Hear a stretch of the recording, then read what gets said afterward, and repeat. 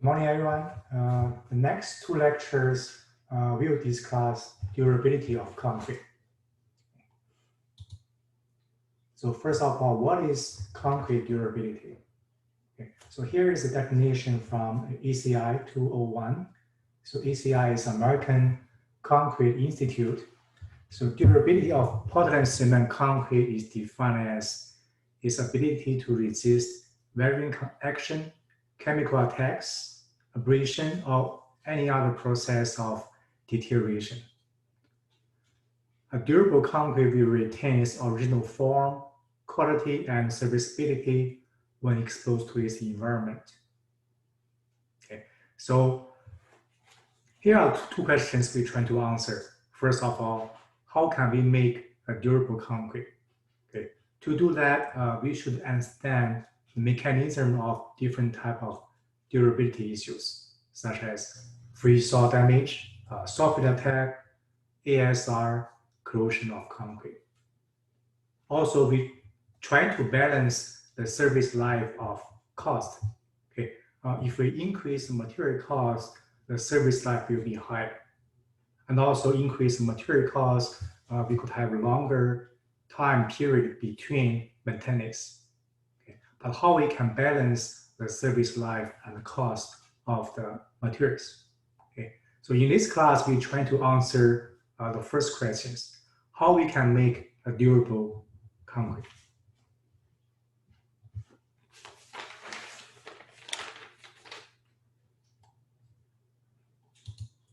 So what are the factors affecting concrete durability? So there's many type of factors affecting the durability of concrete, including uncontrollable factors and controllable factors. Okay. So for example, for uncontrollable factors, we could have environmental conditions. If we try to make reinforced concrete pier, so the pier will near the seawater. In the seawater, we could have salts, okay, chloride, which could cause corrosion of the reinforcement inside the concrete. So this is one example of environmental condition we cannot control. Or if we want to build a building in New York City, the concrete most likely will experience freeze and thaw, okay, during the winter time.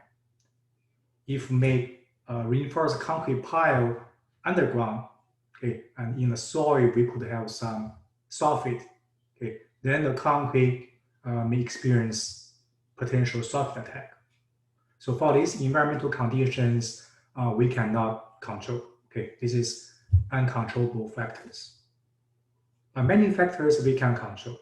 For example, concrete constitute, what type of cement we use, okay, what type of aggregate we use. Okay, if we concern we have potential ASR or alkali-silicate reaction or soffit attack, we could use different type of cement. For example, type 2 or type 5 cement, they are soffit resistant cement. Okay, so if soffit attack is a concern. We can also control some of the mixed proportions. We can control the water to cement ratio. The lower the water to cement ratio, concrete will become less permeable. This is make concrete more resistant to certain type of attacks. We can also control the percentage of pozzolanic materials, how much fly ash we put in concrete. Okay. Manufacturing process, okay, we need to ensure the concrete is fully compacted. Okay. We can also control how much air, entrained air, we put in the concrete to resist, for example, freeze-thaw damage. Okay. We can also ensure there's minimal amount of bleeding and segregation in the concrete. That will also enhance the durability of concrete. Curing conditions. Okay, how long we cure the concrete? We know the longer we moisture cure the concrete, concrete become more stronger and also less permeable. So that is good for attacks. Okay. Even structure design and detailing will also affect concrete durability. For example, how much the load you want the concrete to experience. That will control if there's any initial cracks on the size of the initial cracks in concrete, or even the cover thickness of the rebar, which is the thickness of the concrete layer between the reinforcement and outside environment. So that will determine how long the concrete can protect the reinforcement from corrosion. Okay. So all these factors can somehow affect concrete durability.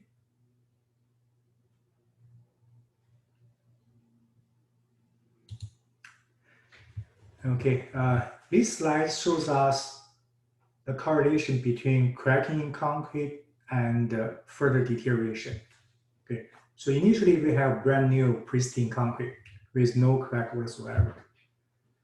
And if the concrete underloading, all the concrete has some joint shrinkage. Loading and shrinkage may cause the concrete to crack a little bit. Okay, depending on where the maximum stress occurs. Okay, we may have some cracking here and there. Okay, so when we have crack, water and other harmful chemicals such as sulfate will get into the concrete and do more damage. Okay, so the cracks will widen up due to rebar corrosion, freeze-all damage. Okay, so the concrete has more corrosion, more crack, and it will further fracture. And eventually, it will result in spalling. As we can see, part of the concrete section spalls off. So that will further accelerate corrosion, sulfate attack, or ASR. So until the concrete member totally damaged. Okay, so crack will initiate deterioration due to corrosion, sulfate attack, or ASR. And this deterioration will further facilitate more cracks, okay, until the concrete member totally collapses.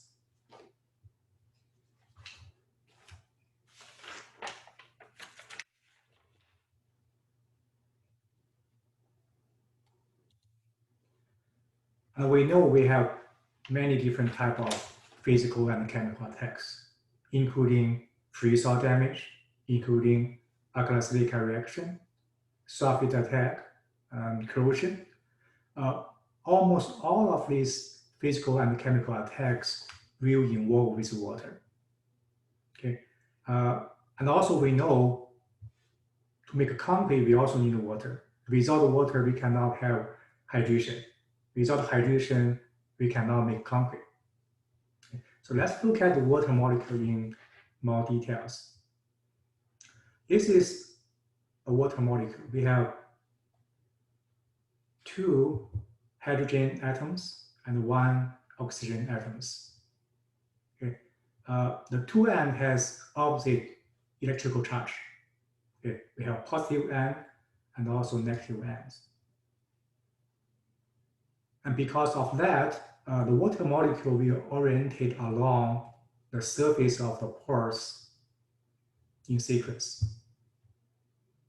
Okay. When water is lost from the capillary pores, a so-called capillary tension will generate. So this is a tensile stress occurs along the water surface. Okay. So that will cause shrinkage of concrete. When concrete shrink, tensile stress will generate. If the tensile stress is higher than the tensile strength of concrete, concrete will crack. Okay. So again, because water is polar molecule, it will generate surface tension along the menisci of the water surface, and that will generate tensile stress when water is evaporated from air. That's why we care so much about drain shrinkage of concrete. So drain shrinkage is water evaporate to the environment. So during this process, during this evaporation process, surface tension will generate tensile stress, which may cause cracking of concrete.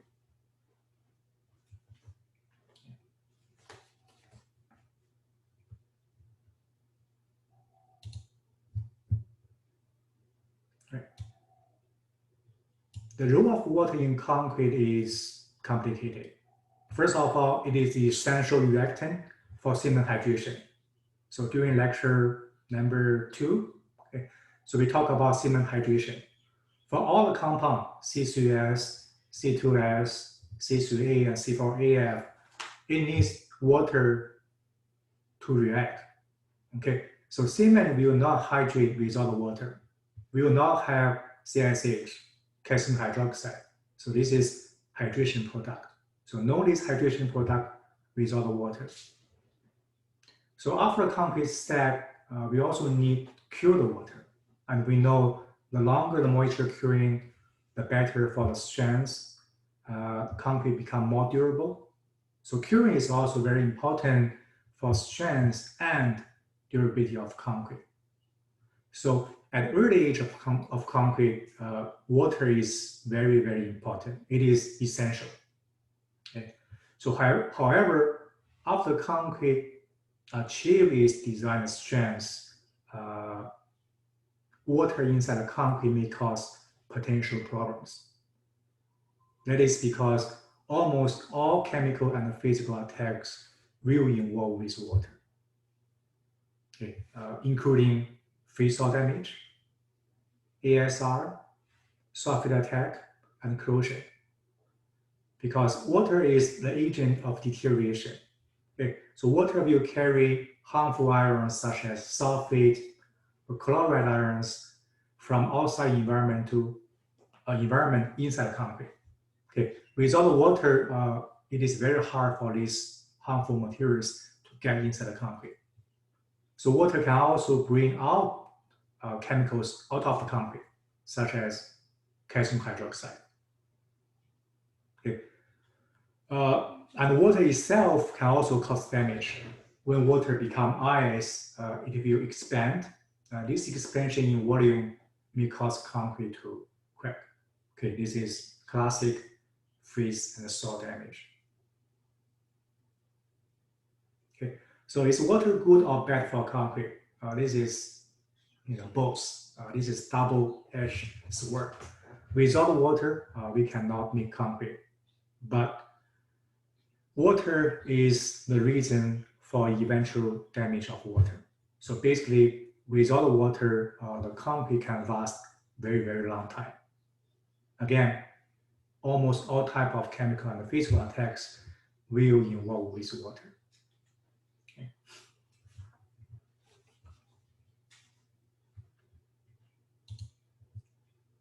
All right, so first of all, let's look at the frost damage of freeze and thawing damage in the concrete. So before we further discuss, here are some of the important properties of water. Okay. So first of all, liquid water is denser than ice or solid water. Okay, which means when liquid water becomes ice, the volume will expand. This is a unique property of water. Okay. Most other materials, the liquid form will be lighter compared with solid form. The second important property of water is solid ice is pure H2O. Okay, so when we have a mixture of water and ice, okay, for example, we have sodium hydroxide solution, okay, and when we reduce the temperature of this solution, okay, at a certain point, ice will form inside the solution, okay, and when ice formed inside the ice, there's no salts. So solid ice in a mixture of ice and water is pure H2O. Okay. Think about iceberg in the oceans. The iceberg in the ocean is pure H2O. There's no salt in water, in the ice. Okay? All the salt go into the liquid form of water. So keep that in mind. Of course, if we further reduce the temperature, when everything become ice, there's no place for this salt to go. So they will stay in the ice eventually. But when we have a mixture of ice and water, okay, the ice will be pure water.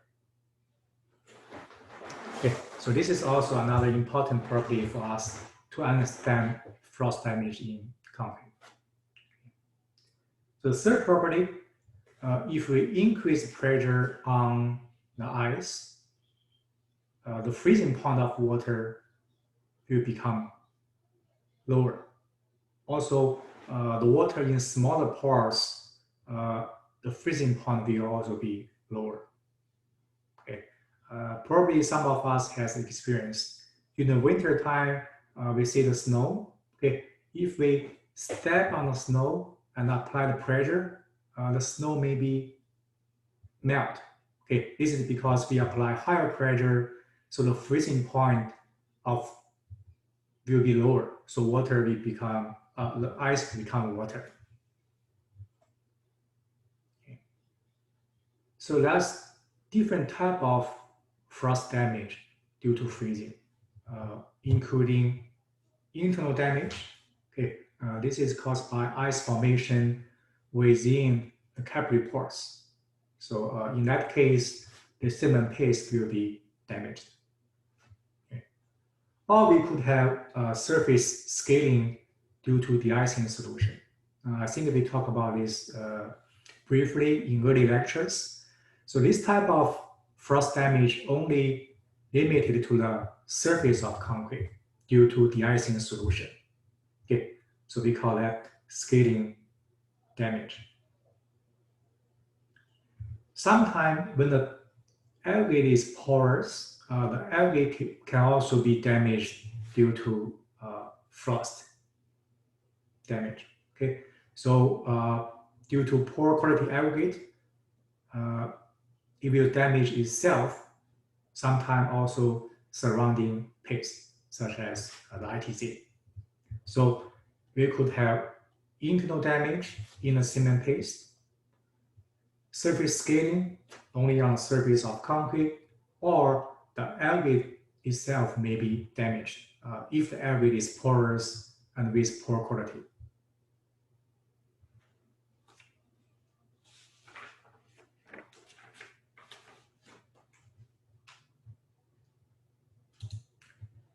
Okay, so let's first look at the internal frost damage or the damage in the cement paste. Okay, so that's several leading theories could explain this frost damage of cement paste.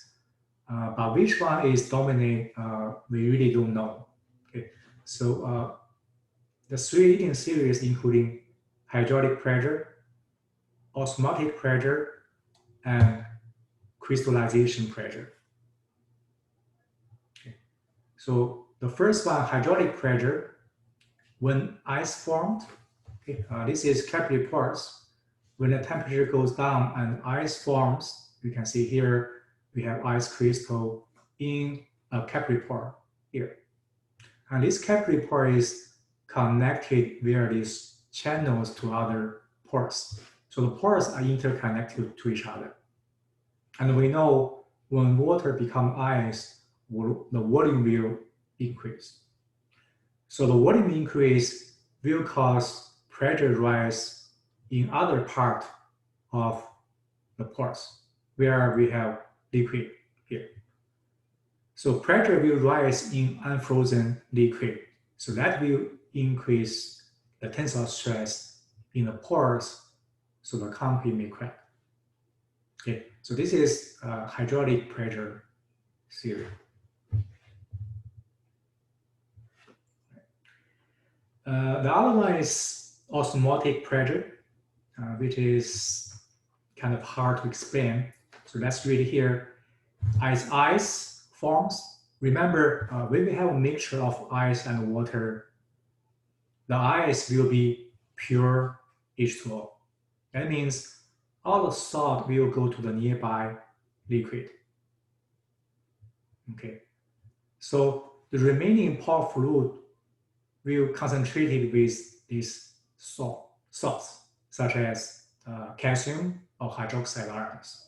Okay, so because the concentration of salt near the ice is higher, okay, due to osmotic theory, okay, the system try to balance the difference in concentration of salt.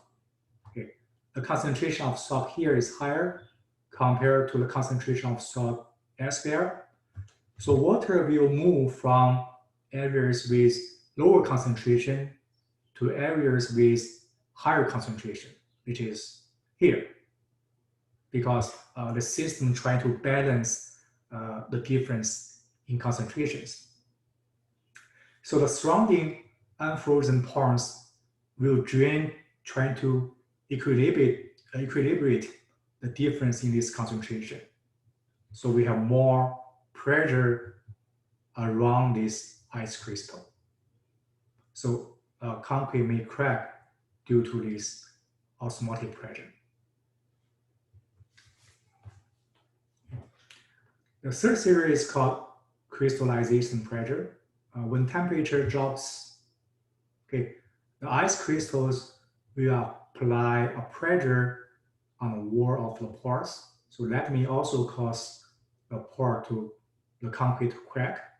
Okay, so all these three theories may more or less explain why concrete will crack due to frost when temperature goes down. Okay, which one is dominant? We do not know.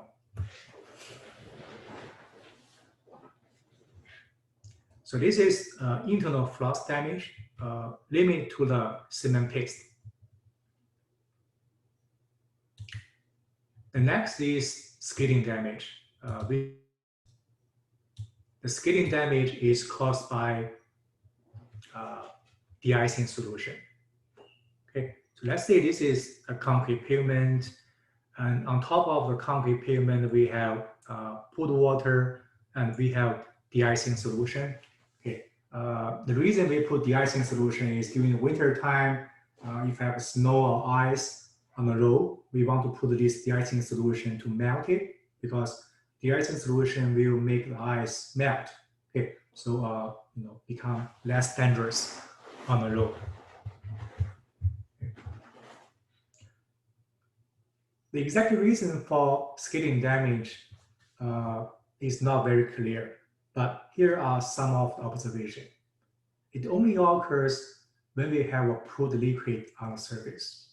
Okay, and the pooled water has some salt, such as sodium chloride.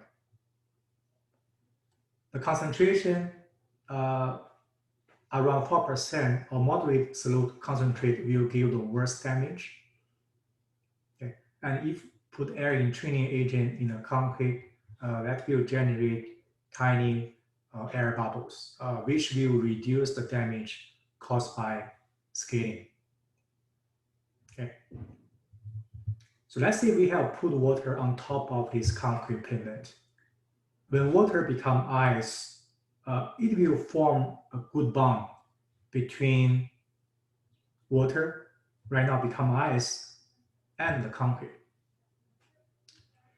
Alpha ice is coefficient of thermal expansion of ice, which is much larger than coefficient of thermal expansion for concrete. So the typical value for coefficient of thermal expansion for ice is around 50 times 10 to the power of 6 per degree Celsius. Alpha of concrete is around 11 times 10 to the power of -6 per degree Celsius. So alpha ice is around 4 to 5 times of alpha concrete.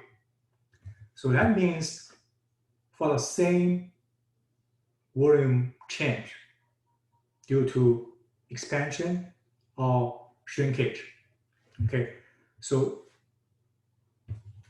the length change in ice will be much larger than the length change for concrete. Okay. When the temperature drops, the ice will contract much more concrete contract. So concrete will try to restrain ice from shrink because we have good bond between ice and water. And because of that, tensile stress will generate along the boundary. The strength of ice is much lower compared to the strength of concrete. So ice will crack first. Okay? So the ice will crack due to this tensile stress. But because we have good bond between the ice and the concrete, sometimes the crack will propagate into the concrete, but just a couple of millimeters. Okay? So not very deep. So that's the reason skating damage only limit to the top surface of concrete. All right. And we call this biomaterial effect.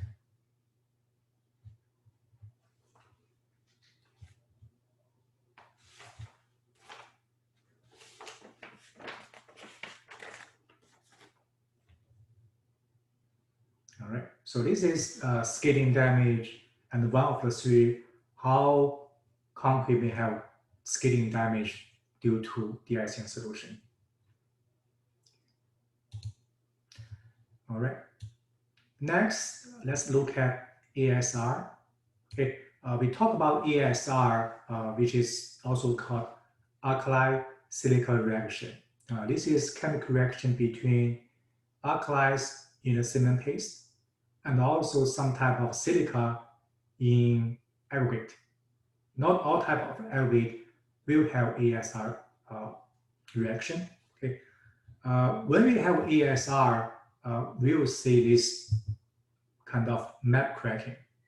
The crack will generate inside of concrete because the aggregate will expand. So the crack will generate inside and go to the outside of concrete. So not only limit to the surface of concrete. When the concrete has ASR, it is very hard to retrofit. Sometimes people call ASR the cancer of concrete. So we try to get rid of ASR from the beginning. So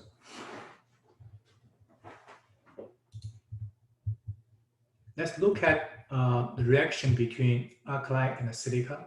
Okay, so the alkali is coming from cement, sometimes also the environment. In cement paste, we have potassium, sodium, and also calcium hydroxide. So the pH level in cement paste is very high. Healthy concrete has pH level about 13. Okay, so very high alkali environment in cement paste. If we have some type of silica in the aggregate, again, not all type of aggregate has reactive silica. And this reactive silica may react with alkalis in the cement paste. This will generate a gel, alkali silica gel. Okay, this is sodium, sometimes potassium silica hydrate. Okay, we also need water. Okay, without water, the gel cannot expand. Without expansion, it will not cause trouble. Okay, so again, we need water for the gel to expand and cause cracking. Okay, so the stress, tensile stress in this expansive aggregate may result in cracking and spalling of concrete. Okay, and we call that alkali silica reaction.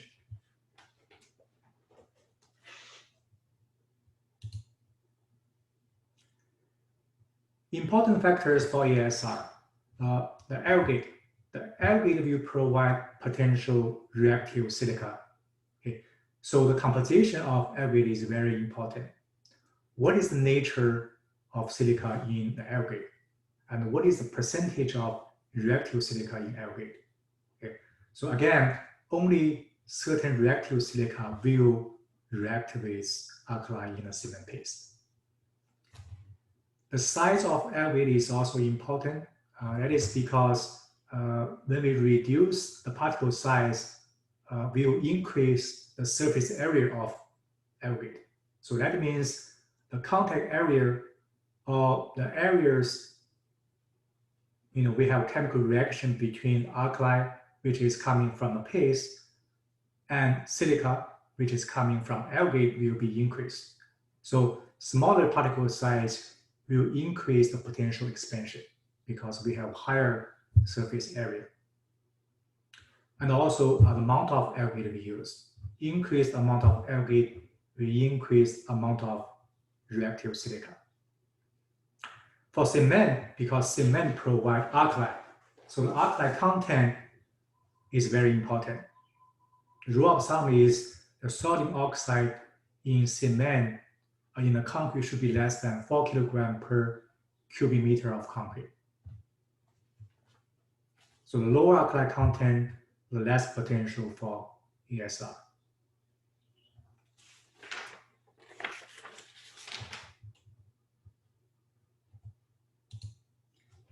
Some other factors, the temperature during the cement production will also be important. Okay, so here shows how the temperature inside a kiln, remember, is oven when we burn the raw materials into clinker. Okay, so the temperature will affect the percentage of potassium oxide in clinker. Okay, that will affect how much alkali in the cement.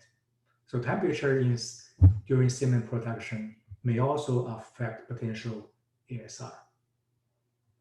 Moisture, okay, moisture is also important. At the beginning, during curing process, the longer the moisture curing, the lower the permeability of concrete.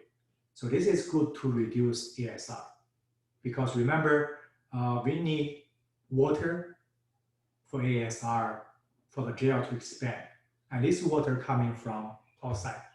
If we reduce the permeability of the concrete, water will have a harder time to get into the aggregate and do the damage.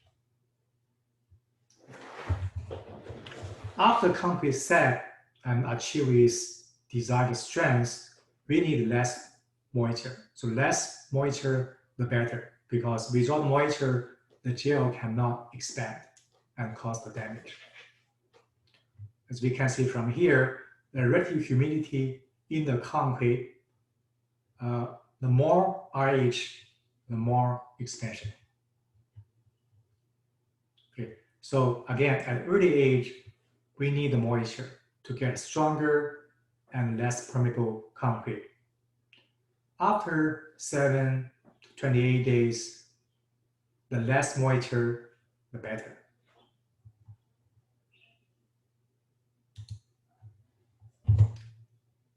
So we talk about mechanism of ESR. Then let's look at how we can control ESR. Okay, there's many ways to do that. First of all, we can control the concentration of alkalis. We could use low alkali cement, okay? Or we could use blended cement. Type IP is called type 1 with pozzolan. Okay, P is for pozzolan. So when we put pozzolanic material such as flash, remember pozzolanic reaction, it will transfer calcium hydroxide, which is alkali, into CSH, which has low alkali inside it. Okay. We could also type 1S. S is for slag. So slag is another type of pozzolanic materials which will transfer calcium hydroxide into CSH. So also reduce amount of alkali in cement. And this blended cement may also reduce the permeability, again, due to pozzolanic reaction.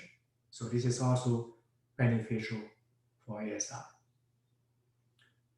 From the aggregate part, we can control the reactive silica. If possible, we just avoid susceptible aggregate. Okay, we could done some ESTM standard tests, such as 1263 or 1290, which is so-called mortar bar test and the concrete test to test the potential of algae for ASR. Okay, we measure the expansion of the specimen above certain value. We just said algae is very reactive. Okay. We could also control the moisture and permeability of concrete by use low water to cement ratio, or for example, use silica fill. Okay. Some of the factor can reduce the permeability of concrete. We could also alter the nature of the gel. Okay, so this expensive alkali silica gel is called sodium and potassium silica hydrate. Some salt, such as lithium and barium salt, they can change the nature of the gel and form non-swelling lithium or barium silica hydrate. If the gel cannot swell, so no ASR.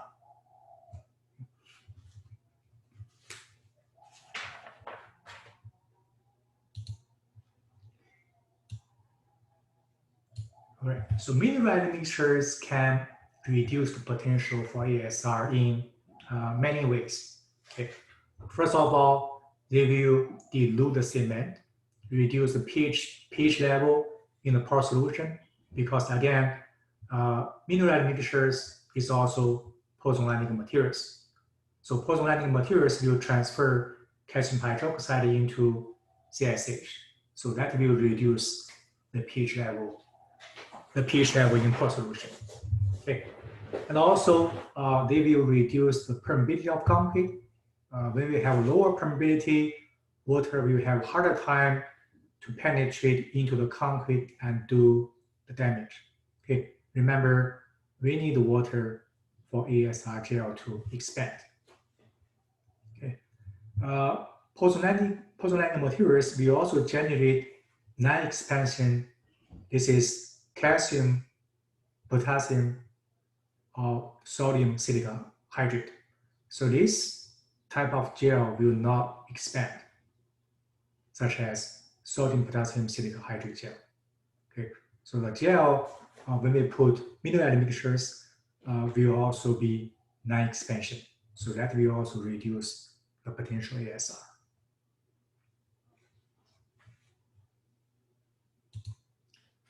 All right, so in this lecture, we talk about frost damage. We talk about the function of water in all type of physical and chemical attacks, and we talk about ASR. Next lecture, we will talk about concrete corrosion of reinforcement and sulfide attack and other durability issues.